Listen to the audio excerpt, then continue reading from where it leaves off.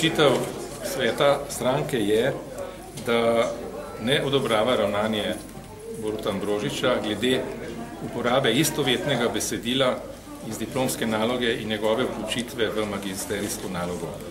Pri tem ni pomembno odstotki, dejstvo je, da so prepisani celi odstavki, cela besedila in tudi po več strani.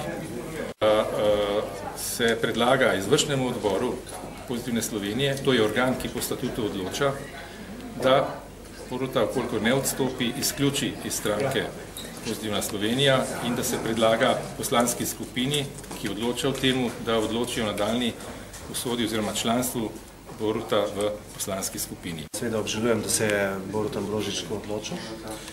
Mislim, da se je odločil narobe.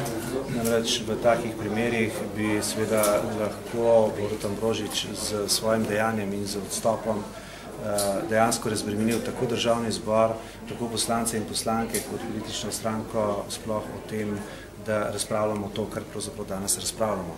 Dejstvo je, da se je odločil. Nas v Pozitivni Sloveniji ne zanima, ali to pomeni, da taktiziramo z 28 glasom. Dejstvo je, da bomo pač nadaljevali delo z 27 poslanci, če bo to potrebno. Dejstvo je tudi to, da Pozitivna Slovenija oziroma poslanska skupina bo o tem razpravljala na svoji prvi redni poslanski skupini in seveda predlagala Borutu, da ni več član poslanske skupine. Kot sem že na začetku napovedal, ne nameravam odstopiti.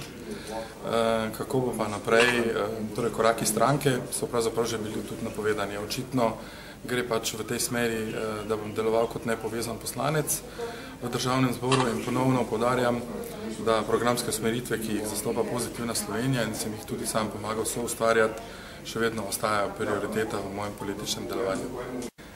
Še vedno sem prepričan, da je zadeva kot prvo sploh nedorečena, kot drugo prenapihnjena z takšnimi in drugačnimi razlogi, zato tudi moja odločitev iz Srednje, odkoder sem bil izvoljen, ne zaradi moje magistrske naloge, pač pa zaradi mojega več desetletnega delovanja vedno v prid Mariborčanom in Mariborčank.